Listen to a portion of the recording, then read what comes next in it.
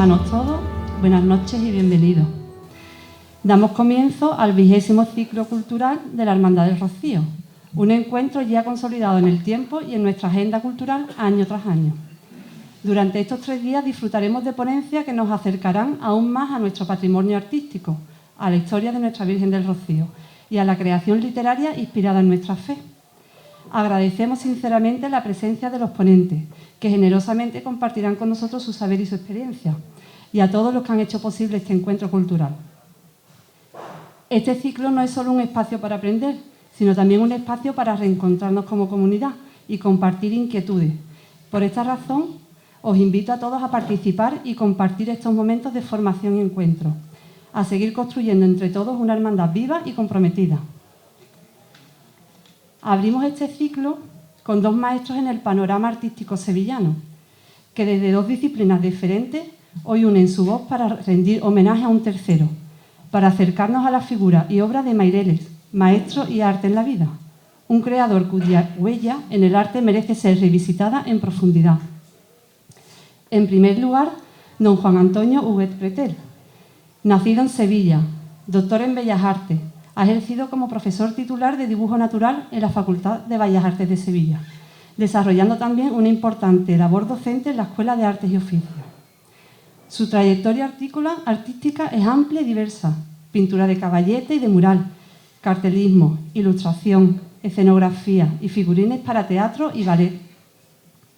Su carrera lo ha llevado a exponer en Sevilla, Madrid, Barcelona, París y muchos otros lugares, con un estilo personalísimo que bebe del barroco, el impresionismo, el realismo, y ha sabido crear un lenguaje propio.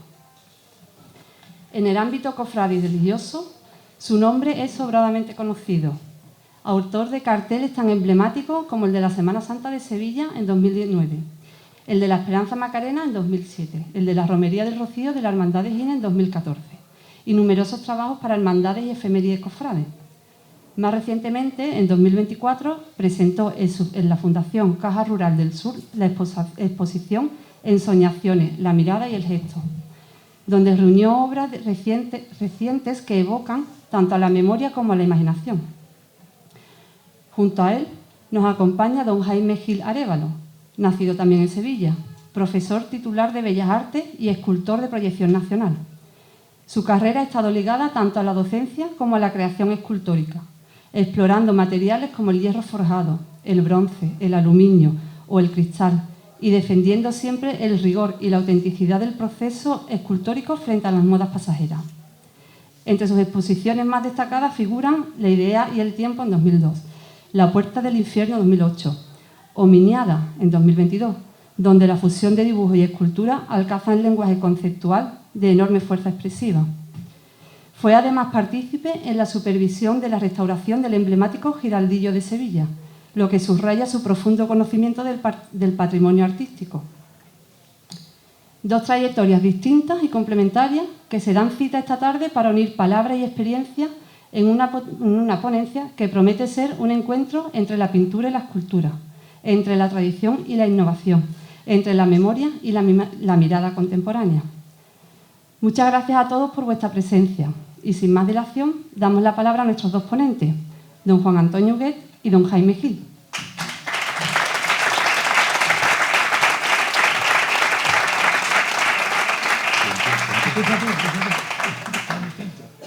Bueno, pues lo primero que quiero hacer, y supongo que en nombre de los 2, es agradecer que hayan ustedes contado con nosotros para rememorar a don Francisco Maireles. Don Francisco Maireles, para mí, es don Francisco Maireles como yo me llamo Juan Antonio, él se llama don Francisco. Para mí es imposible. Él me dijo muchas veces que por qué no le decía Paco, pero yo decía que no, que él era don Francisco para mí porque había sido mi profesor y hasta el final yo lo he considerado un maestro, ¿no? Y lo seguiré considerando, como decíamos Jaime y yo hablando sobre este tema, un maestro no solamente en la clase, en la pintura, sino también en la manera de vivir, de expresarse y sobre todo comunicarse con la gente y con los alumnos. Era un gran comunicador, por eso creo que le tenemos los alumnos tanto cariño, ¿eh? Yo pasé de alumno a tener amistad con él al cabo de muchos años, porque terminé entrando como profesor en la facultad. Yo estudié en la Escuela Superior de Bellas Artes, que es lo que era entonces, pero luego se hizo facultad y ya cuando entré como profesor ya era facultad, y entonces allí retomé el contacto con Mairele, y la verdad es que nos teníamos los dos mucho cariño. Yo le tenía cariño y admiración desde que lo conocí como profesor. Era muy joven cuando lo conocí, era mayor que yo, 20 años mayor que yo. Lo sé por la fecha de nacimiento, ¿no? Él era del año 20, yo del 40.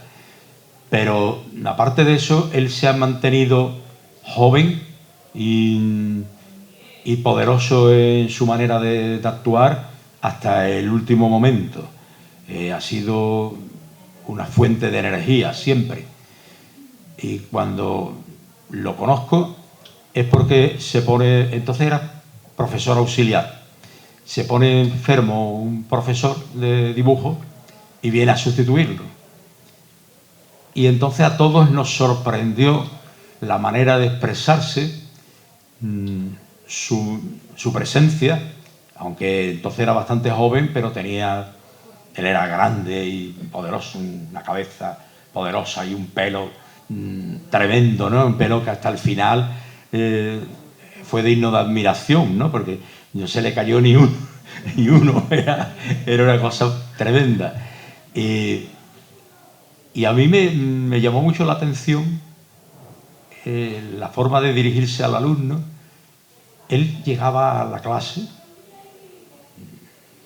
y su presencia ya intimidaba, pero luego se acercaba a ti con una amabilidad extraordinaria, y tenía una cosa muy buena, y es que al principio todo te lo ponía bien, pero te impresionaba porque ese cierto engolamiento que tenía al hablar, que parecía que te iba a decir una cosa muy importante, cuando se acercaba a ti, siempre se ponía así, y la mano aquí, esta mano aquí, y se quedaba mirando el trabajo, y lo miraba como si estuviera mirando una cosa de Velázquez. Y entonces decía, está muy bien, niño, esto está muy bien, esto está bien, tal, y te alababa el dibujo. Pero llegaba un momento en que después de un silencio se quedaba mirándote y decía, pero... y empezaba a echarte el dibujo abajo y no había por dónde cogerlo. Y al final terminaba diciéndote, esto es mejor, que quite usted el papel y empiece usted otra vez. Eso es. Pero lo decía de una manera que tú te quedabas contento. Te ganaba, y te ganaba que yo creo que a mí, a muchos de los compañeros, nos ganó para siempre. Para siempre. Yo estaba siempre deseando encontrarme con él, y sobre todo en la época en que he tenido ocasión de compartir el estado de profesor en la facultad. Yo estaba siempre deseando encontrármelo, y él venía alguna vez a mi clase incluso a buscarme, y tuvimos un muy entrañable contacto.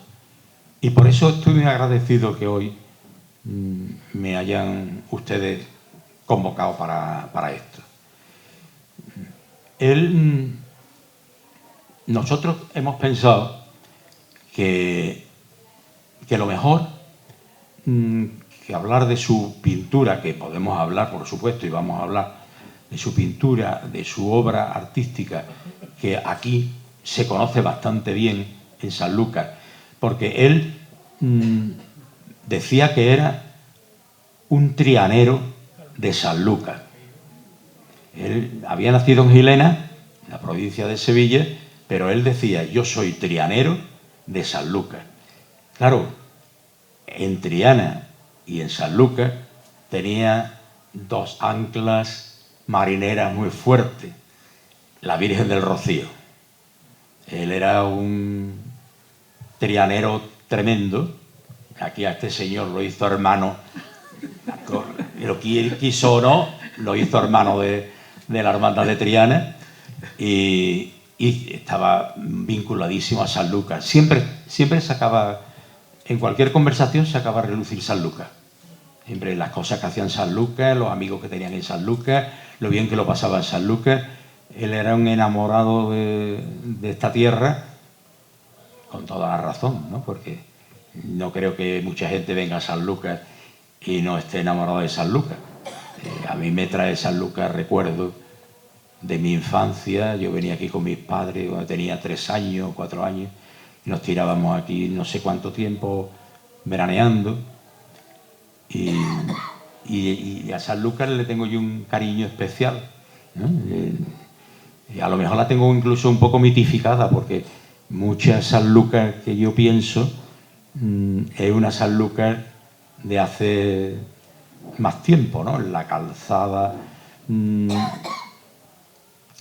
La última vez que estuve aquí veraneando tendría yo 10 años, o menos quizás, y en la Calzada estábamos en una especie de cortijillo. Entrando en la Calzada a la izquierda, hay una casa que es muy bonita y eso, pero después de esa casa había un campito. Y en un campito estaba sembrado. Y allí había un cortijillo y mi familia lo alquiló. Y allí estuvimos un tiempo. Y había un teatro, también al aire libre, que íbamos mucho. Y ahora nosotros hemos estado ahí paseando por la Calzada y yo decía, aquí no hay sitio para el teatro. El teatro, ¿dónde estaba? ¿Dónde estaba? Pues estaba allí, ¿eh? Y estaba también el casino.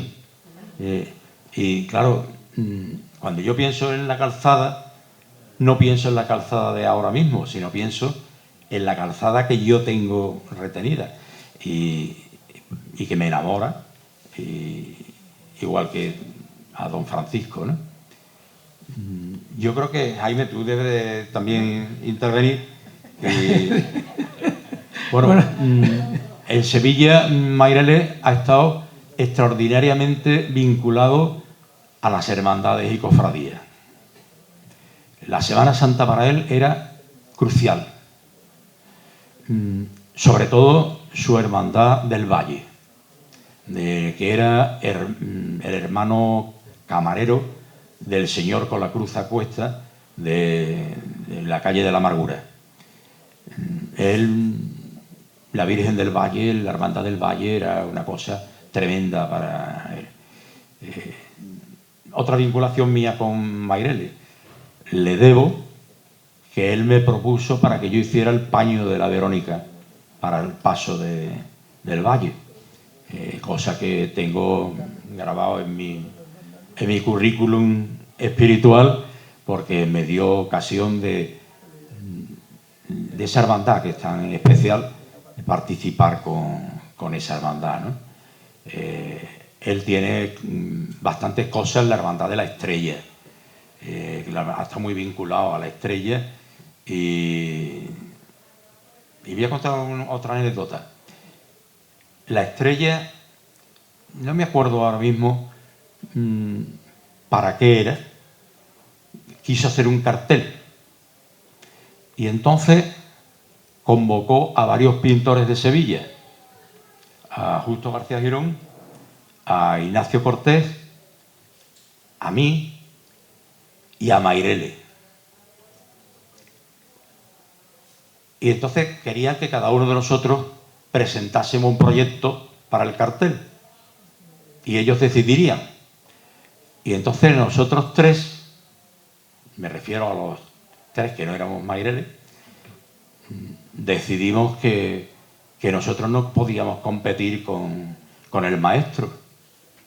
Y yo fui el encargado de comunicarme con el hermano mayor a decirle que debía de comprender que, estando Maireles, ninguno de nosotros quería salir ahí al ruedo a competir con él, ¿no? Que los tres decidíamos que el cartel era de Maireles. Luego no lo hizo Maireles porque resulta que Triana del barrio, le encargó el cartel de Semana Santa de Triana, donde él pintó a la estrella, precisamente. Y entonces ya Maireles no quiso hacer los dos carteles. Entonces lo hizo un quinto pintor, ¿no? Pero esa es otra anécdota que tengo con él, que nuestro respeto y nuestro cariño nos impedía tratar de competir con el maestro. Nos parecía una desconsideración. Hombre, sería distinto en un concurso que participan 300 personas, ¿no? Pero una cosa tan restringida, querer pasar por delante, nos parecía una descortesía y tal. También tengo con él contacto porque el cartel de los Reyes Magos de Sevilla del año 2000 lo hice yo, y el cartel de los Reyes Magos del año 2001 se le encargó a don Francisco, que no logró terminarlo. No, pero se publicó el cartel porque Manolo Lozano, como compartían el estudio, pues sabía dónde tenía los dibujos que había hecho para el cartel. Y entonces recopilaron los dibujos, y otro pintor, también alumno de don Francisco, Antonio Zambrana, hizo una composición con los dibujos, y ese fue el cartel de los Reyes Magos del 2001. Que hay otro punto ahí que me une a don Francisco, ¿no? Él era un cartelista extraordinario.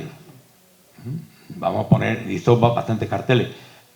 Para Sevilla hizo varios. Estaba hablando de la Estrella, hizo uno del Valle precioso, pero el trayazo lo pegó con el cartel de Semana Santa, que hizo el ojo izquierdo de la Macarena. Se salió de madre de todo lo que se había hecho para Semana Santa, ¿no? Y pintó el ojo, está clavado, de la mirada de la esperanza, y en el iris del ojo pinta un paisaje de Sevilla, la Giralda, todo, pero con una precisión y una finura extraordinaria. Y se le ven tres lágrimas, las tres lágrimas que tiene en el lado izquierdo, y en una lágrima está el gran poder dibujado, en otro está el cachorro, y en el otro un nazareno del Valle, de su hermandad. Y se ha quedado como un buque insignia de los carteles de Semana Santa. Todo el mundo alaba y respeta ese cartel. Yo hacía algo. Interrúmpeme. Es que realmente tú conoces más que yo. No me va a dejar nada, pero no, bueno. Hombre, cada uno tiene sus vivencias con el maestro. No cabe duda. Sí. Bueno, yo no me voy a repetir mucho porque tú descanses un poquito. Yo voy a decir algo así. Bueno, yo tengo las vivencias pues parecidas porque fue profesor mío. A mí me tocó un momento porque me tocó el momento de transición. O sea, son los años 70, era el 74, pues la muerte de Franco, la transición, momento complejo. Y entonces, bueno, los estudiantes entrábamos en la todavía Escuela Superior de Bellas Artes, porque yo hice también Escuela Superior de Bellas Artes, que después más tarde se convirtió en facultad. Pero claro, entré en un momento que estaba como muy movido socialmente, y no se me olvida que nombraban delegados de curso, que eso era nuevo, porque el delegado era un poquito entrar a la democracia así de medio lado, ¿no? Y entonces, bueno, tuve la suerte o mala suerte de que me elige el curso y me ponen de delegado. Y ahora tengo yo que decirle a don Francisco, que para mí también era don Francisco, pues cosas que me decían los alumnos. Entonces, es que nos tiene que explicar el círculo cromático, nos tiene que explicar... pero yo, ¿cómo le digo, don Francisco? Ver si hace don Francisco venir y yo que no, me entró pánico. Total, que le digo, mire usted, don Francisco, ¿puedo hablar con usted un momentito? Que lo decía antes Juan, me mira así con una cara. ¿Y qué tema quieres hablar? No, es que verá usted, soy el delegado. ¿El delegado? Sorprendido, digo, sí, es que los alumnos me hablan de que me explique usted el círculo cromático, que explique usted la sesión áurea. Claro, eran otras generaciones que ya eran como un lenguaje. Y me mira así y me dice, está usted diciendo muchas tonterías. Váyase usted a su caballete y póngase usted a pintar el bodegón que toca. Pero usted, don Francisco, perdón. Él era muy...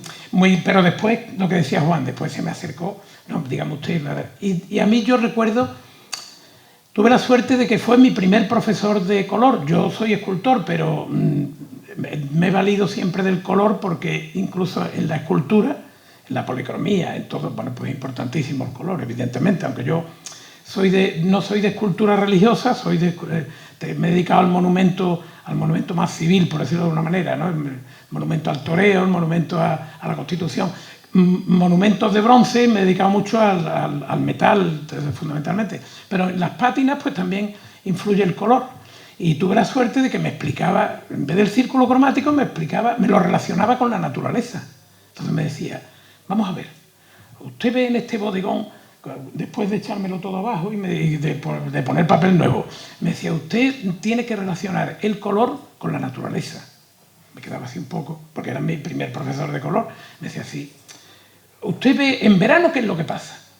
Y yo decía, usted, don Francisco, en verano hace calor. Y dice, no, me refiero a usted qué es lo que ve en verano. Pues yo veo que, bueno, que las cosas se amarillean, se secan. ¿Qué colores son los del verano? Pero usted, por los colores calientes, los colores... Pues eso es lo que tiene usted que aprender. ¿Qué es un color caliente? Déjese usted de círculo cromático, echaba todo por tierra, claro. Y entonces me explicaba que el color es pajizo, que era una palabra, además la decía mucho con Z, como lo digo yo, me decía, el color pajizo. El color pajizo era el color caliente, el color ocre, que es mucho de nuestra tierra. Y entonces me hablaba del color frío. ¿Qué es el color frío? Usted cuando se mete en el mar, ¿qué pasa? ¿Tiene usted frío o calor? Hombre, si el agua está un poquito... ¿Color? ¿Cómo es el color del mar? Pues mire usted, los verdes, los azules, sobre todo los azules, esos son los colores fríos. O sea, me explicó el círculo cromático de una manera tan absolutamente natural que yo, este hombre, me quedé prendado porque digo, aprendí de una manera tan sencilla la forma de ver el color, los colores, el círculo cromático, que me quedé alucinado, que es lo que decía Juan. Las vivencias son muy parecidas porque el paralelismo yo quizás, bueno, tuve que coger el tema de que se pasó la escuela superior a facultad. Yo me metí en un lío más profundo que mi querido Juan, porque yo tuve el atrevimiento de aterrizar en cargos académicos y me vinculé al decanato y bueno, tuve la gran suerte de pasar de ser alumno en unos años, pasé a ser el vicedecano de don Francisco. Entonces era una cosa como, digo, bueno, una cosa... Y tuve la satisfacción, que lo contaba antes, de hacerle un homenaje cuando se jubiló, que le dimos un regalo y tal, que fue maravilloso para mí, porque fue una cosa muy, muy, muy entrañable. Bueno, de lo demás, por decir algo distinto quizás, o completar o complementar lo que él ha contado. Yo de don Francisco Mayreles tengo una cosa, yo he profundizado, tanto, y hemos hablado tanto, y he hablado con él. Era un hombre profundamente social. Era un hombre muy comprometido. tremendamente comprometido con la sociedad. Su pintura es comprometida a fondo. A mí me dejó totalmente impactado, y después le paso la palabra a Juan porque tendrá algo que contar, el famoso Cristo obrero. No sé si conocéis ese cuadro de él. Él un día, pues, que me lo enseñó, que nos hizo vibrar, hizo un crucificado de gran tamaño, y el crucificado que hizo fue un señor con un pantalón vaquero y una camisa desgarrada. Aquello lo tituló el Cristo obrero. No es que él fuera, vamos, que no se me malinterprete, lo que quiero decir que era un hombre muy comprometido, porque además estamos hablando de la transición. Y fue muy revolucionario aquello, porque en aquella época del final del tema de la dictadura y tal, y se metía en cosas, y después cosas que tenían como una profundidad social. O sea, las mujeres, las señoras mayores que pintaban, no sé si conocéis su obra, que me imagino que habréis visto cuadros, esas señoras ancianas con cara demacrada, limpiando una corona de una virgen, y decías tú, ¿qué profundidad tiene eso? Esta señora, bueno, yo a lo mejor busco lo que no tengo que buscar, ¿no? Pero digo, ¿qué profundidad tiene esa señora que a lo mejor incluso algunos momentos ha pasado necesidad limpiando una corona de oro? O sea, yo estoy rebuscando a lo mejor un poquito en esa profundidad de don Francisco, porque don Francisco era un señor tremendamente comprometido. Y en ese sentido, es más, Juan ha hablado mucho del tema, pero ahora le dejo que él hable del Cristo, de este Cristo obrero que hablamos, porque él tiene una anécdota que tú me dijiste cuando estábamos preparando el tema. Sí, es que nosotros, los de mi grupo de Bellas Artes, bueno, la Escuela de Bellas Artes, cuando yo entro, la escuela, el número de alumnos de toda la escuela era inferior a un grupo de alumnos de ahora. Bueno, de ahora tenéis menos, pero cuando yo estaba en activo, las clases yo he tenido hasta 70 y tantos alumnos, y yo creo que entre todos los que estábamos en Bellas Artes, en la escuela superior, no llegábamos a 70 y tantos, porque nos conocíamos todos y tal. Pero nosotros, los de mi curso, resultamos un poco atrevidos, traviesos, ¿no? Porque pedíamos cosas y nos reivindicaban. Y a mí me echaban siempre por delante. Decían que yo era más formal y los pobres no sabían lo que era ser formal. Y me echaban por delante para que hablara con el director. Y entonces empezamos a pedirle a los profesores que queríamos ir a visitar sus estudios para conocerlos como pintores, como escultores, ¿no? Porque no es lo mismo que te dé clase de pintura una persona que tú no lo ves pintar, ¿no? que una persona de la que tú conoces su pintura y su trayectoria. Y entonces fuimos a visitar varios estudios que muy amablemente nos recibieron. Y uno de los estudios era el segundo estudio que tenía don Francisco. He leído por ahí que estaba en la calle O'Donnell, pero es que el edificio era en el Palacio Central, en el Cine Palacio Central. Y nosotros entramos por lo menos por la calle Sierpe, era una entrada trasera que tenía el cine, entramos por ahí. Y cuando entramos, a mí me dejó sobrecogido el cuadro del Cristo obrero. Estaba el hombre... No, él hacía un trasunto entre el sufrimiento humano y el sufrimiento de Cristo, y era un hombre clavado en la pared. No era en una cruz, estaba en la pared. Y a mí me impresionó aquello una barbaridad. Y tanto es así que estuve durante una temporada haciendo dibujos sobre el tema y queriendo pintar también una cosa parecida. Lo que pasa es que se quedaron en dibujos, folio, con bolígrafo, y yo no sé cuántos habría, pero nunca llegué a hacer un cuadro parecido, porque pensé, haga lo que haga, esto va a ser un pastiche del de Maireles. Todo el mundo va a decir, mira este pintando... Claro, como yo era tan joven y estaba en la facultad, hubiera pintado lo que hubiera pintado, no hubiera sido trascendente. No me hubiera echado cuenta a nadie. Seguramente no, en mi casa me lo hubieran aplaudido, pero a lo mejor no, porque me hubieran dicho que era irreverente. Pero me dejó impactado. Y esos dibujos los conservo yo. Están en el estudio, desde luego. El estudio es un caos y no puedo decir está en tal sitio. Lo tendría que buscar. Pero los tengo. Los tengo porque me impactó una barbaridad. Yo estuve mucho tiempo pensando en el cuadro y en el tema.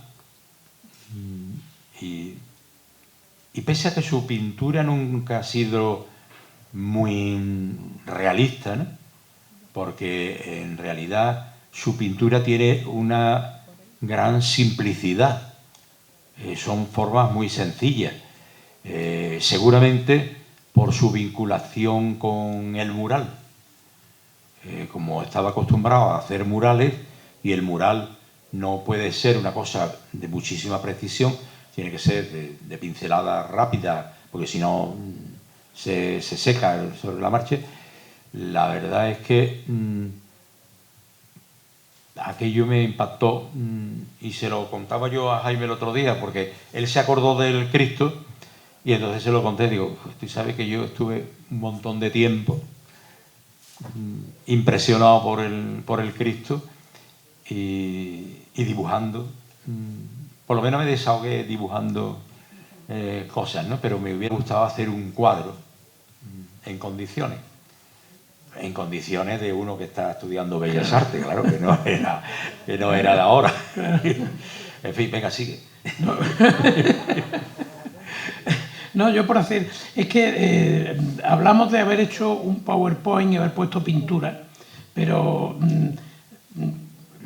comentamos, es mejor que sea casi como una tertulia participativa, porque claro, hablar de las técnicas y nos podíamos llevar horas y horas hablando de las técnicas y de la obra de don Francisco, porque es que la obra de Maireles la tenéis aquí en Sanlúcar se conoce bien. Enseñaros obra aquí, porque tenéis la suerte de verla. Él aquí ha hecho cosas extraordinarias, ¿no? Y cosas muy emblemáticas, ¿no? Como, por ejemplo, se me ocurre pensar en la capilla de la Virgen del Carmen. Tú entras ahí y es una pequeña Sistina de don Francisco, ¿no? Y aquí se le conoce bastante. No vamos a descubrir ahora, quizás dar toques así, como estaba diciendo antes. Su pintura tiene una cierta simplicidad y yo creo que es porque se llevó mucho tiempo haciendo murales. Él era uno de sus maestros, de sus profesores, también fue profesor mío, aunque él hizo la carrera mucho antes que yo, pero también el profesor sería joven cuando le tocó a él y era mayor cuando me tocó a mí, ¿no? Don Juan Miguel Sánchez, un muralista que aportó un cierto grado de modernidad a la pintura sevillana, por la simplicidad, por la forma, y tiene murales muy, muy interesantes. Pero don Francisco en aquel momento se unió a él y él lo tenía como ayudante. Vamos, como ayudante. Yo creo que los murales son de Maireles, porque creo que don Juan Miguel no estaba ya como para subirse en escaleras y en andamios y cosas por el estilo. Si yo tuviera ahora un ayudante para hacer un mural grande y eso, el que se subiría al andamio sería el jovencito. Yo no estoy para ponerme en peligro ya de un batacazo, ¿no? y tienen murales por toda Sevilla. Además, hubo una época en que se puso de moda en los edificios nuevos, tanto oficiales como particulares, casas de piso, en poner murales, en hacer murales. E incluso hay uno en la calle Marqués de Parada, que en la azotea, en el ático, allí donde a nadie se le ocurre mirar, hay un mural de ellos. Está retranqueado incluso, o sea que como tú no sepas, en el número tanto de la calle Marqués de Parada, está enfrente del ambulatorio, por encima del nuevo ambulatorio que está en el otro lado. Pues enfrente del ambulatorio hay un edificio de 6 o 7 plantas, no sé, y arriba en el ático, y ya digo, retranqueado, en esa pared hay un mural hecho por ellos. Está también en la Plaza Nueva. Yo ahora no sé lo que es, pero antes era un banco. Hay unas columnas salomónicas sobre fondo rojo que son de ellos. Y sobre todo hay un mural en Santa Teresa, en el barrio, en la parroquia de Santa Teresa, en uno de los barrios más deprimidos de Sevilla, hay un mural impresionante que merece la pena verse porque es muy, muy, muy interesante en la parroquia. Y ese también es de don Juan Miguel Sánchez. O sea, todo cuando dicen el mural es de Juan Miguel Sánchez. Pero el sudor y las lágrimas son mairelescas. También. En la estación de autobuses del Prado de San Sebastián hay una serie de murales y son también de Juan Miguel Sánchez, está firmado por Juan Miguel Sánchez, pero allí estaba don Francisco dándole a la brocha. Y yo creo que como el mural requiere esa pintura sencilla de grandes planos, y entonces eso lo ha asimilado, no condicionado ni mucho menos, pero sí asimilado Mairele a la hora de hacer su producción pictórica, y siempre tiene una sencillez tanto de línea como de color, ¿no? Los rostros no son muy modelados, son bastante sencillos y también bastante fáciles de asimilar. A mí me acuerdo el primer cuadro que yo vi de Mairele, como también tenía su retranca, ese humor que tenía, que ahora podemos contar algunas de sus bromas, eran unas monjas de la Caridad en bicicleta, en Roma. Era un paisaje de una calle de Roma. Yo era bastante jovencillo cuando vi ese cuadro en la exposición de otoño o de primavera en el Parque de María Luisa, en el pabellón Mudéjar, que hoy es Museo de Arte y Costumbre. Bueno, pues ahí vi el primer cuadro de Mairele y desde entonces, antes de yo conocerlo a él, de ser alumno suyo, me interesó aquel pintor porque era casi un cómic, ¿no? Porque era un cuadro apaisado, no muy alto, una cosa así, ¿no? Y había varias monjas, no sé si eran 3, no sé, que iban en bicicleta con las papalinas esas blancas, así, subidas en bicicleta, y me llamó tanto la atención que ¿y este pintor quién es? ¿No? Y ya a partir de ahí empecé yo y cuando me dijeron que iba a entrar don Francisco a sustituir al profesor, que era un grandioso pintor, el de dibujo de estatuas, que nos tocó, a Lourdes también le tocó don José María Labrador, de Nerva, una furia pintando. Y entonces dijo, va a venir Mairele. Yo dije, Mairele, por fin voy a conocer yo al de las monjas. y me hizo mucha ilusión conocerlo por eso. ¿Tú querías preguntarle algo a Lourdes? Porque tiene anécdotas y cosas de contar. Si quieres, vete aquí. Yo te presto el micrófono. Venga. Es que Lourdes también ha sido alumna de don Francisco. Bueno, pues Pues que yo Porque yo. Si quieres te doy este micrófono, Tito. El micrófono. Sí. Bueno, esto me da igual. A ver, si se me oye, lo importante es que se me oiga. Muchas gracias. Pues resulta que lo que yo tengo que decir es algo verdaderamente emocionante, porque don Francisco Maireles era nuestro profesor y de vez en cuando pues acudía a nuestras clases. Pero cuando hicimos el viaje de estudio de fin de curso, nosotros ya estábamos terminando Bellas Artes y entonces hacíamos un viaje de estudios por Castilla y León. Y resulta que el profesor que nos acompañó en el viaje fue don Francisco Maireles. Nos enseñó, pues igual fuimos a la Catedral de Burgos, estuvimos en Ávila, todo. Y resulta que al llegar a Salamanca, fuimos, una vez que estábamos viéndolo, junto a la Catedral de Salamanca, en la Catedral Vieja nos llevó a un estudio, diríamos, un estudio totalmente medieval, donde hacían esmaltes sobre metales. Entonces, como realmente el esmalte es una cosa tan bonita por sus colores, por su brillo, por todo lo que significan, por ejemplo, los dibujos que se hacen sobre eso, pero lo vemos siempre en los museos.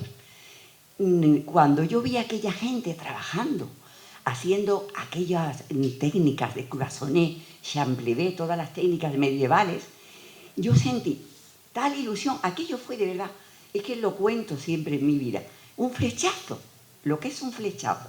Yo sentí que eso era algo que lo tenía yo que hacer, yo lo tenía que aprender. Bueno, entonces yo llego a Sevilla y resulta que entonces no había nadie que me enseñara esa técnica. Ahora sí, ahora hay muy buenos profesores. En lo que se llama Escuela de Arte, en el Pabellón de Chile, hay muy buenos profesores. Pero en ese momento no había nadie. Entonces, yo lo único que quería, yo ya no tenía ganas ni de pintar. Terminaba ese año, estaba a pocos meses de terminar, pero mi ilusión eran los esmaltes sobre metales. Entonces, con eso, pues yo empecé a trabajar. Resulta que tuve una historia bastante larga, porque como no encontraba a nadie allí que me pudiera enseñar la técnica, tuve la suerte que, fijaros que de tiempo hace de eso, bueno, podéis imaginaros, que en Sevilla estaba la base de San Pablo. Y entonces en la base de San Pablo había unas especies de talleres que se llamaban el hobby shop. Y allí había algunos profesores que habían aprendido esmalte, a lo mejor en Alemania, o incluso habían aprendido esmalte en París, que es donde está la cuna del esmalte. Y entonces empecé ahí. Y después de eso ya conseguí pedir una beca en la Escuela Massana de Barcelona. Y ya a partir de ahí, mi ilusión son los esmaltes sobre metales. O sea, yo soy pintora. Pero me dedico sobre todo al esmalte sobre metales. Desde el punto y hora que don Francisco Maireles me lleva a ese taller totalmente medieval junto a la Catedral Vieja de Salamanca. Por eso para mí, don Francisco Maireles, es que, de verdad, es que llena mi corazón. Es que yo le tengo que agradecer a él la ilusión que yo he sentido en mi vida por una técnica tan bonita que no se me hubiera ocurrido nunca practicarla. Así que eso es lo que yo tengo que decir.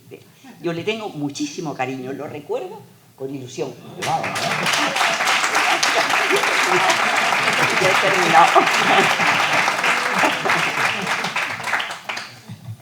Sí, la realidad es que a Lourdes le cambió la vida aquel viaje con don Francisco. Si don Francisco no la lleva a ver aquel taller, que por cierto luego hemos ido nosotros y ya no está. Es que lo decía, este señor lo decía, el director del taller de esmaltes medievales, dice, yo no sé, el día que yo me jubile si voy a tener quien me siga. Pues parece que por lo que sea no ha tenido seguidores esa maravilla. Eran verdaderas maravillas, lo que hacían allí eran verdaderas maravillas. Y eso es lo que, claro, lo que se siente cuando hay algo que te toca y que te llega muy dentro. Bella. Sí, los tres estamos en deuda Sí, sí. con don Francisco. Sí. En deuda moral, espiritual, ¿no? Porque todo... A mí me enseñó bastante cuando estaba en la clase de dibujo. Además lo tuve 2 veces como profesor en la clase de dibujo, porque en los 2 años que estuve en esa... Bueno, porque primero yo estuve 1 año en Bellas Artes preparándome para el ingreso. Y una vez aprobado el ingreso, volví a hacer otra vez la misma asignatura del año anterior, porque ya lo hice oficial. Y el profesor, los 2 años, sufrió 2 operaciones de estómago. Y entonces don Francisco fue las 2 veces a mí no me tocó la pintura don Francisco, pero en el dibujo sí. Y la verdad que todos tenemos la impronta de Mayrele grabada, ¿no? Además, antes iba... Este va a contar un... Cuéntala tú la anécdota. Bueno, como tenía... De sus pelos. Como tenía esa mata de pelo envidiable, porque mientras que él se va de este mundo con su melena y yo 20 años más joven, ya estaba mondelerondo y él tenía siempre una broma que hacía muchas veces cuando estábamos charlando y eso, y hacía así como si se moviera el pelo, porque además debía de tener el cuero cabelludo muy separado de lo demás, que hacía así y se movía el pelo. Y un día estaba de broma en un restaurante y hizo así, y cuando ya se iban, se acerca una señora y le dice: usted perdone, caballero, pero estaba en la mesa de al lado y no he podido dejar de darme cuenta de que usted lleva un peluquín. Y dice: oye, ¿se ha dado usted cuenta? Y dice: pues sí, y mire usted que tengo un problema, porque resulta que mi marido está completamente calvo y está muy acomplejado. Y yo no he visto, mire usted, yo he visto gente con peluca que están muy mal, pero esa maravilla de peluca que lleva usted, y dice: bueno, que me ha costado bastante cara. y dice la señora: y bueno, ¿me puede usted dar la dirección?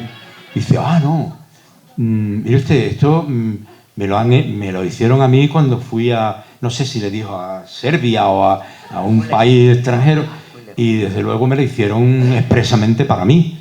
Me costó bastante cara entonces, pero dice: pues lo siento mucho. Dice: pues lo siento también, mire usted. Y la señora se fue toda compungida porque no podía proporcionarle a su marido una peluca tan estupenda. Y don Francisco se fue tan contento porque le había tomado el pelo a la señora del calvo. No, es que eso lo hemos compartido los dos, porque yo yendo en otras circunstancias, pues me pasó y gastó la misma broma. Y estaba todo el día con el pelo para arriba, el pelo para abajo, y fuimos juntos a un hotel, que habíamos ido un grupo de profesores a visitar las distintas facultades, y estábamos con la broma y bajamos los dos en el ascensor, después de levantarse, y me dice: Jaime, les voy a gastar una broma a la recepcionista. Digo: bueno, don Francisco, lo que usted quiera. Ya los dos éramos profesores. Y se va para la chica allí a entregar las llaves de la habitación, se pone a mirar a la chica y le dice: mire usted, ¿tendría usted inconveniente en mirarme bien el pelo? Y dice la señorita: sí, yo no tengo inconveniente. Dice: mire usted, es que verá, yo tengo peluca. Y claro, todas las mañanas me miro al espejo, pero no me la coloco bien.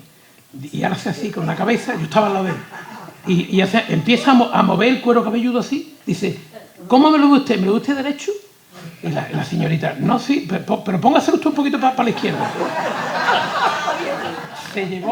Se llevó 10 minutos y la niña, sí, para la izquierda, para la derecha. Y yo es que además no podía aguantar la risa.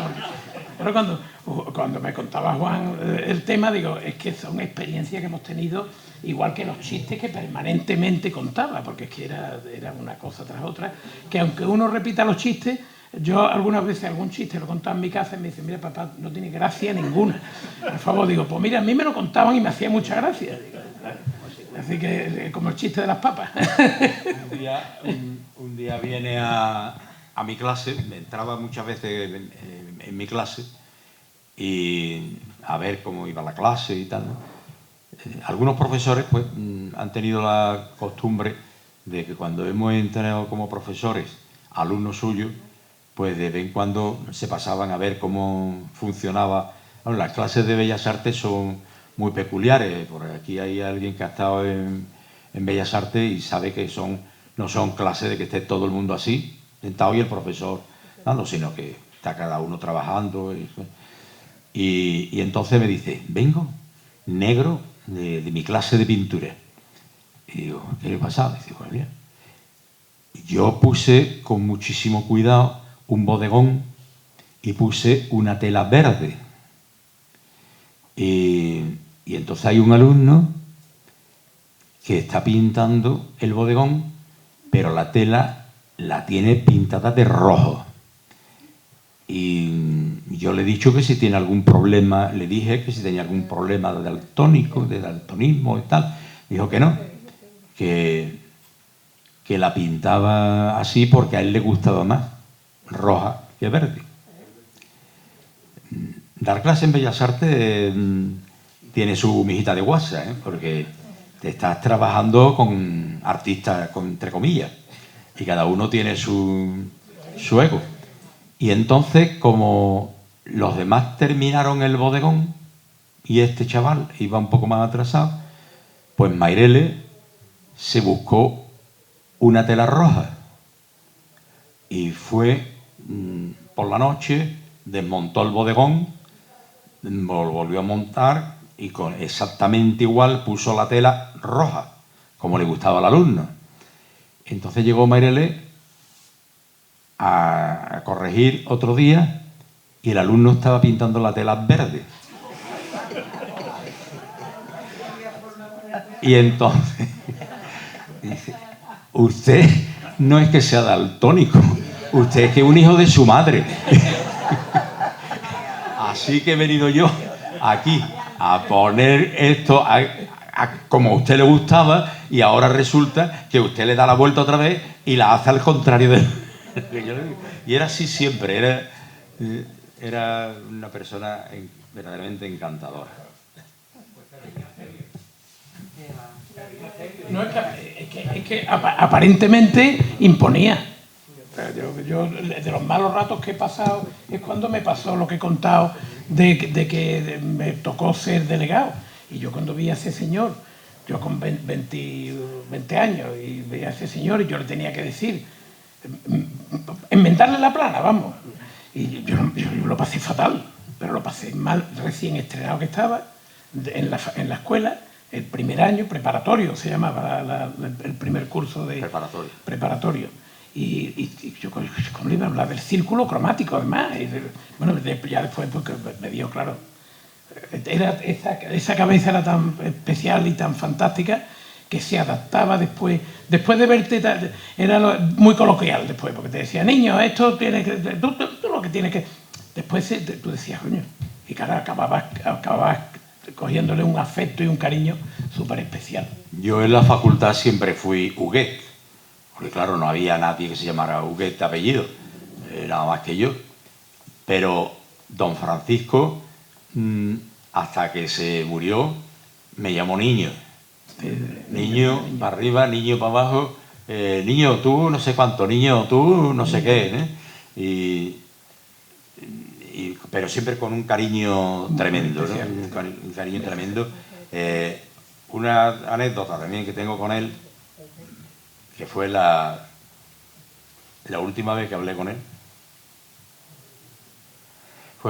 Yo había hecho el cartel, lo dije antes, el cartel de Reyes del año 2000.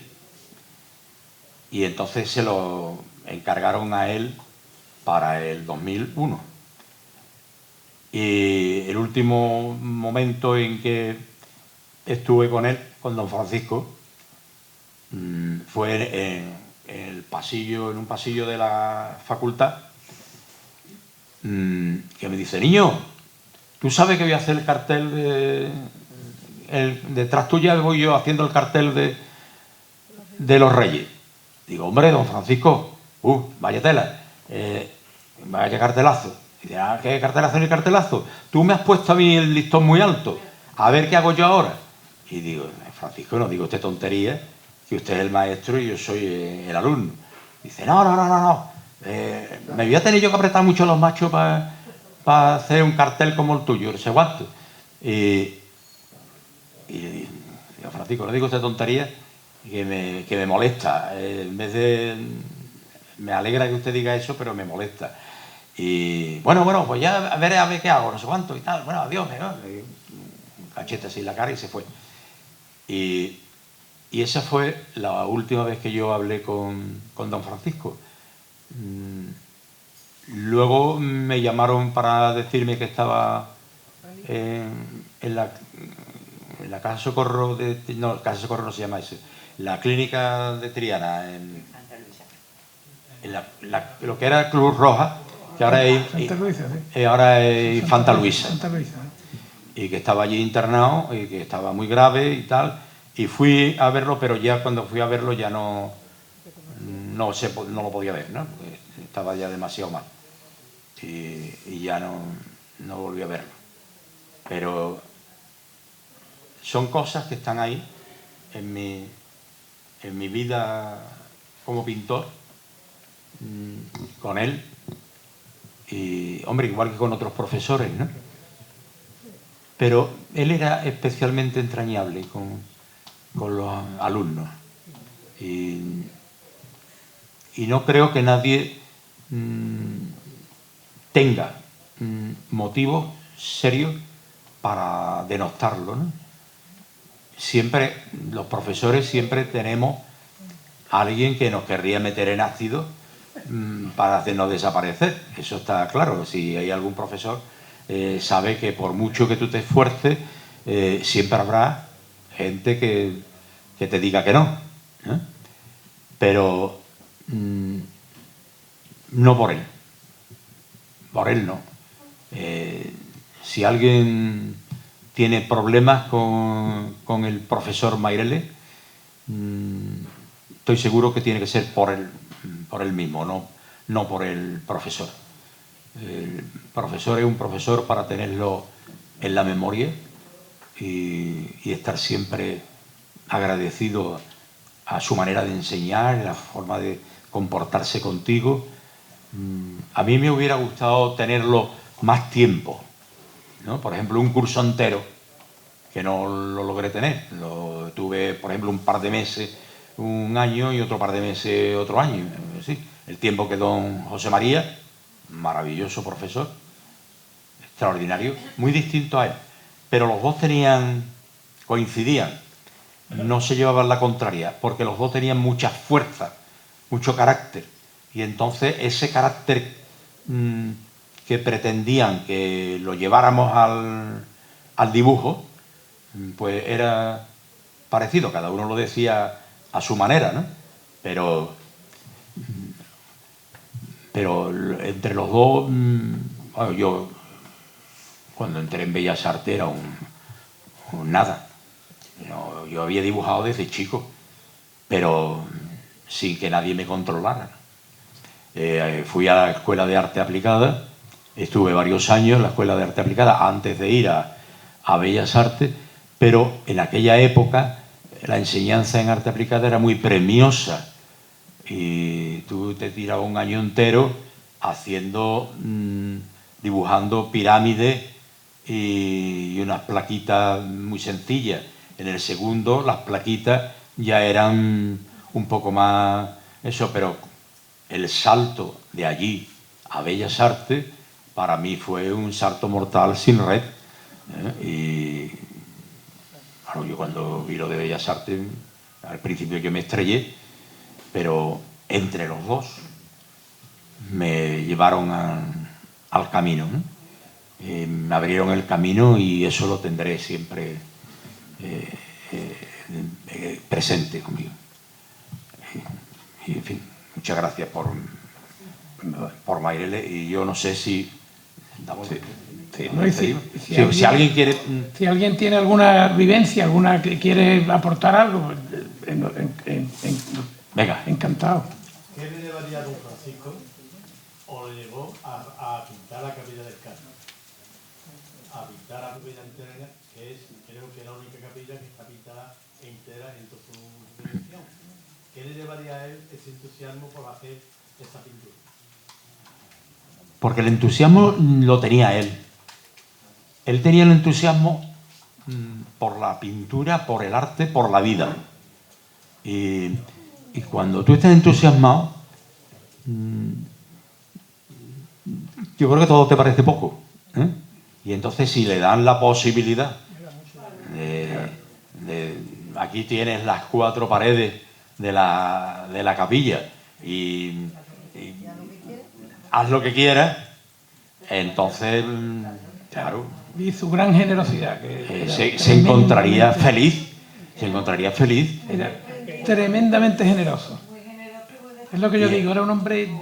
Yo me quedo mucho con su forma de ser. Yo lo que a mí más me enamoró de él era esa forma de ser, esa generosidad, ese compromiso. Yo a lo mejor le escarbé más de lo que debía en él, pero claro, yo estaba en una edad en la que está uno... y además digo el momento, estaba un poco con la emoción de lo social, de no sé qué, esa generosidad de la juventud, y yo vi en un hombre mayor, vi una tremenda generosidad y el acoplarse a chavales que estábamos en un momento complejo, porque cogimos todo. Yo soy la generación de la transición, o sea, yo tenía 20 años 21 cuando la transición, con lo cual me cogió justo en la facultad, manifestaciones, líos, follones, que en fin, que esa historia debíamos de transmitirla bien a los que nos siguen. Claro, aquí lo que pasó, creo que me puede corregir Ángel Cadena, que era entonces hermano mayor, fue cuando la hermandad también pegó el salto. Claro. Entonces de carreta sin pecado, restauró San Jorge, porque la Capilla del Carmen vino después de la restauración de San Jorge, ¿no, Ángel? No te esperes, ya te esperes. Yo... He querido escuchar, o he entendido que era de Triana. Pues creo que no es de Triana.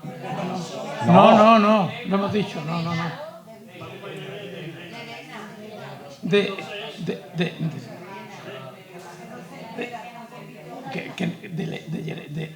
Llerena, dice. ¿De dónde? Que él no era de Triana, que él nació. Él no vivió en Triana. Él fue hijo adoptivo de Triana. Sí, claro. Pero es que... Sí, eso lo hemos dicho al principio. Triana... De que había nacido en Triana. No. Gilena, es de Gilena. Es de Gilena. Donde... Guilena. La capilla de Carmen, debajo de Guía, se lo debe mucho a su madre. Él tenía una adoración por su madre como tenemos todos.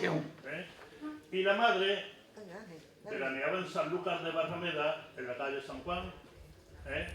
Vivía Paco Mayrele aquí, venían a veranear como veraneaban todas las personas que venían de San Lucas.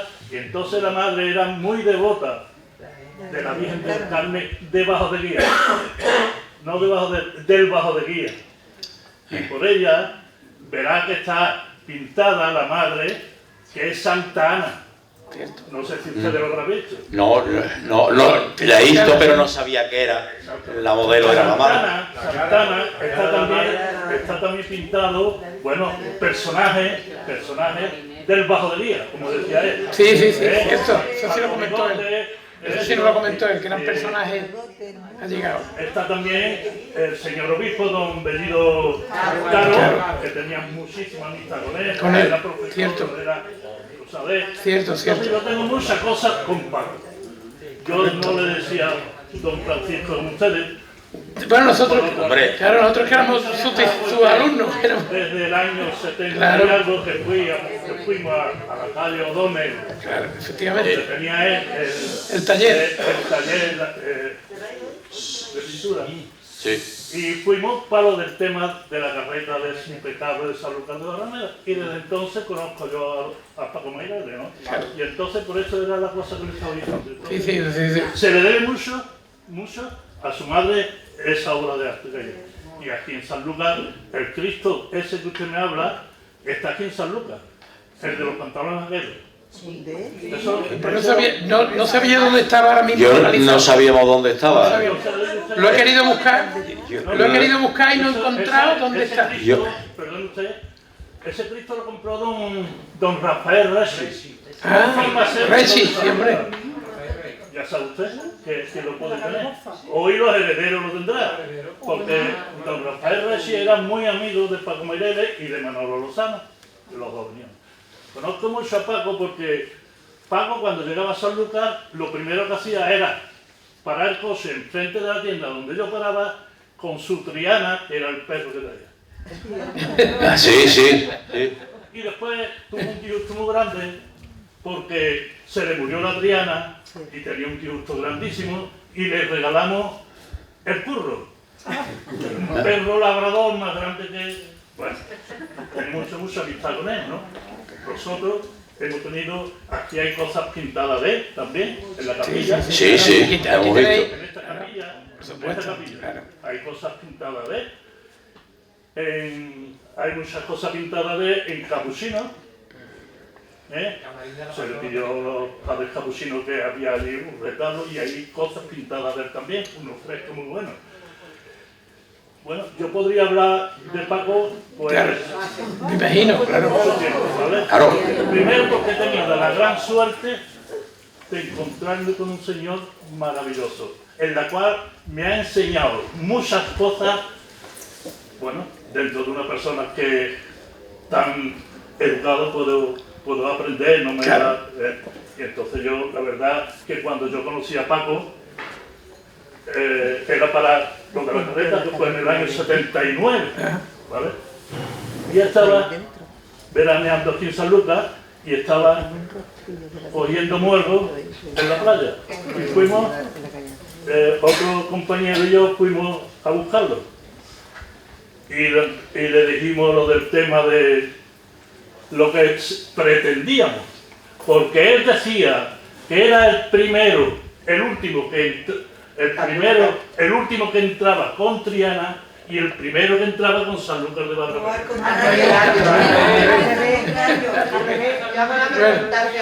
El último que entraba con Triana y el primero, perdón. Eso lo decía él, porque tuvo mucha amistad con su hijo. ¿Sabéis que tiene un hijo? Lucas. Sí, Lucas. De su hermano Sebastián. Sí. Lucas. Porque Paco tenía un hermano que se llamaba Sebastián, que era practicante. Y él adoptó a ese niño Lucas. Lo sabemos. Tengo mucha amistad con ellos.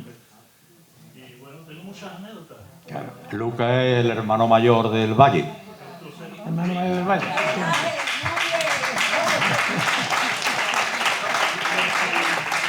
Muy bien. Porque he tenido la suerte y Hemos tenido la suerte. Yo creo que Sí. todos. A un señor, efectivamente. Sí, señor. Así es. Parece muy bien. Claro, nosotros como alumnos y mucho más yo que él, porque él ya va en una época donde los alumnos están más, Sí, era más cercanos a los profesores, pero yo pertenezco a una época en que el profesor entraba en la clase y la clase se fundía, ¿eh? Claro. Ahí no soy ni una mosca, ni nos movíamos del caballete, y era un respeto absoluto, y con la mayoría de los profesores no teníamos demasiado contacto, nada más que el contacto estricto del momento que te estaban corrigiendo, ¿eh?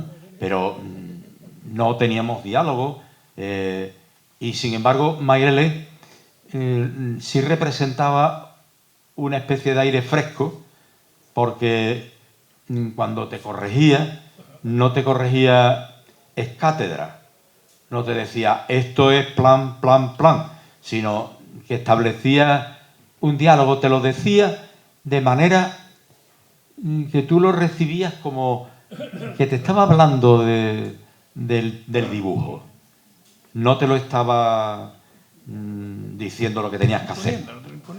Y era un aire distinto.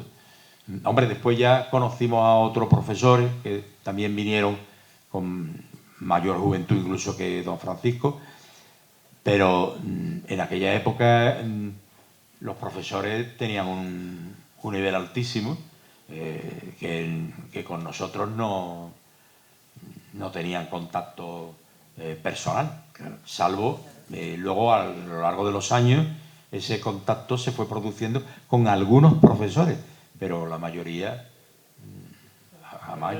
Si no le importa, es que quisiera nada más que tengo dos anécdotas de él. Venga, así la tenemos nosotros la próxima. La primera es que cuando yo fui a verlo a Infanta María Luisa, en el hospital. Sí, Infanta María Luisa. La Cruz Roja. Sí. Me acuerdo perfectamente que le estaba haciendo a sus dos nietas, a Carlota y otra, unas pajaritas. Que estaba sentado en la cama, él estaba haciendo unas pajaritas. Otra es cuando tuve el gran honor de coger el féretro de Paco en mis hombros. Y fue el ataúd más pobre que había en Sevilla, porque no quería esos ataúdes con tantas cosas.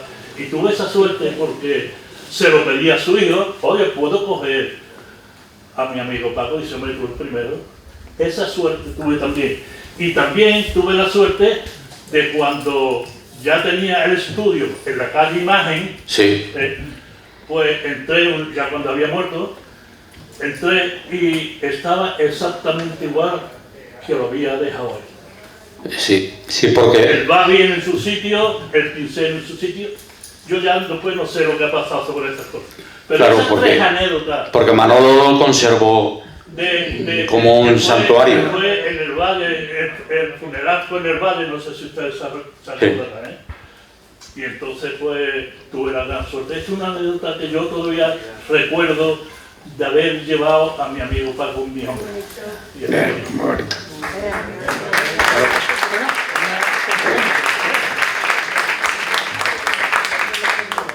Le voy a hacer una preguntita yo. Bueno, ¿Quién?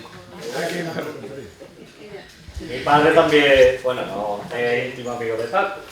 Entonces en mi casa, pues creo que hay más cuadros en mi casa que en toda salud. Porque mi hermana las ha pintado desde chica, está la iglesia de San Miguel. Cada uno tenemos un cuadro de Paco porque Paco se lo regalaba a mi padre.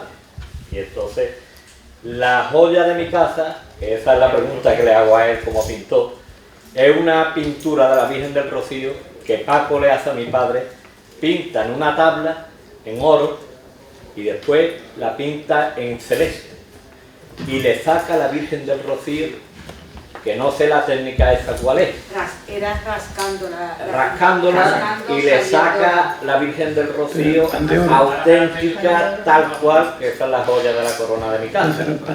Pero ¿qué pasa? Que se está perdiendo la Virgen del Rocío porque se está perdiendo el oro. Entonces, mi pregunta hacia usted, ¿tiene restauración eso? Eso que empanó, el empanado del oro sobre la madera, me imagino que será. No es el oro lo que se va, yo soy su hermana. No, el oro no es lo que se está viendo, sino alguna pintura que se va a lo mejor de limpiarla. Entonces al final lo que hemos hecho es ponerle un cristal. Que eso sí, y no tocarlo. Conservarla. Ahora si él quiere restaurarlo. Ahora porque sería óleo, me imagino que es óleo o es otro material. Pero con la la pintura, claro, yo no sé si la pintura sí es óleo. Claro, se está yendo el óleo. Claro, lo que el óleo se está yendo del metal. Y como la Virgen está sobre oro. Claro. Porque esto sería volver a poner oro en el lugar que le... Claro, claro, como la Virgen está pintada sobre el oro, pues si el oro se desprende la... Claro. Eso sí, ¿lo habéis limpiado? ¿Lo habéis dado muchas veces limpieza? Yo no. Porque claro, eso en el momento que le hayan dado, teniendo oro debajo, le hayan dado con algo un poquito ácido... Con cualquier cosa se desprende. Es muy delicado. La técnica esa es delicada.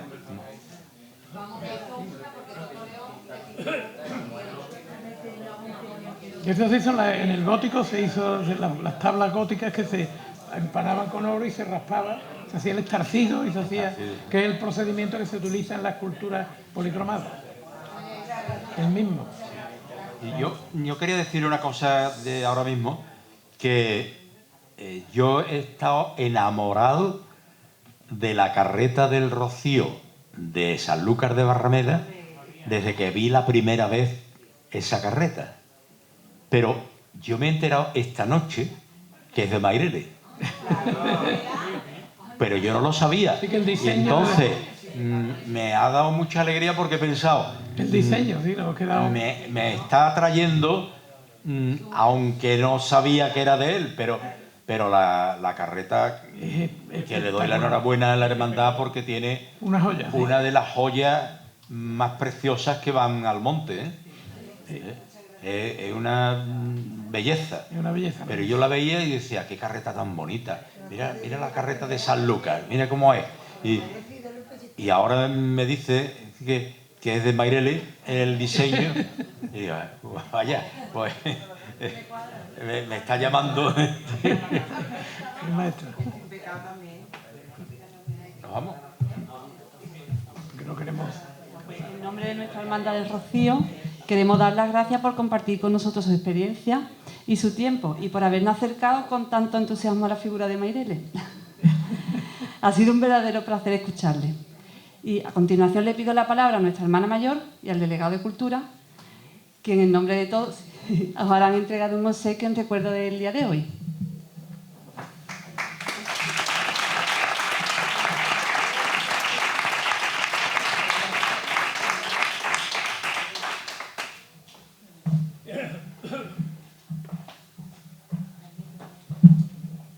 Bueno, ya Isa os ha dado las gracias, pero yo como hermana mayor y en nombre de todos los hermanos que estamos aquí, os quiero dar las gracias porque aunque yo fui una persona de las que lo conocí, yo también le decía a Paco, me ha gustado mucho lo de don Francisco y os he entendido perfectamente.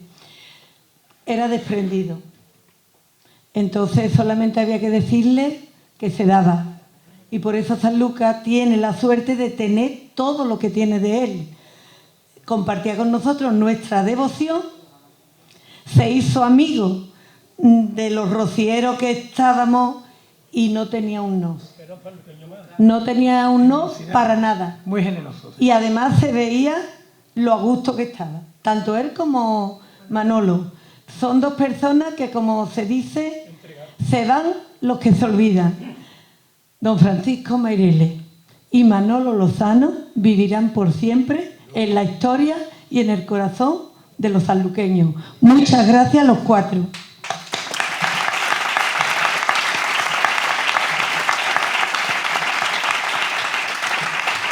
Bueno, pues un recuerdo de lo que él diseñó con tanto cariño algún día.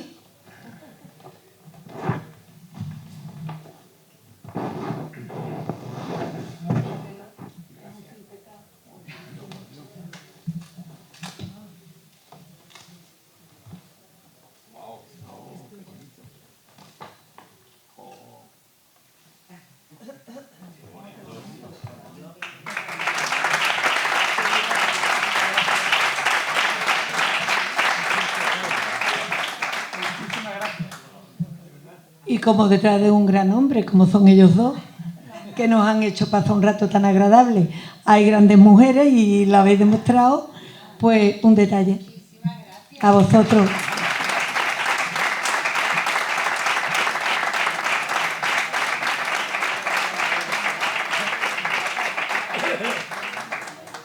Muchas gracias, no nos lo esperábamos, la verdad.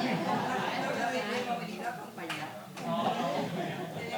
Bueno, yo tenía que hablar porque para mí es una cosa que para mí representa muy importante. Bueno, pues como él no quiere hablar, gracias al delegado de Cultura, a Ignacio, que se lo ha trabajado, así que unas palmitas para Ignacio.